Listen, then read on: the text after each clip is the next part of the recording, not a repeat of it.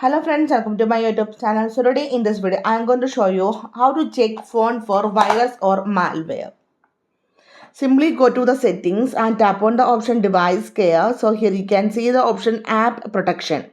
You can see no threats found. If you tap on this one, here also we can scan this one. Tap on the option scan. Now you can see this scanning. Just wait for a few seconds to complete this process. This feature scans your apps for malware or suspicious behavior.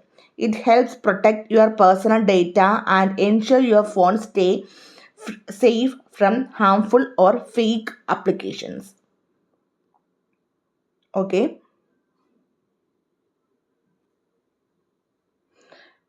You can see no threats found. So simply in this way we can check phone for virus and malware on this device. I hope you guys enjoyed this video. Thank you for watching. Thank you. Bye bye.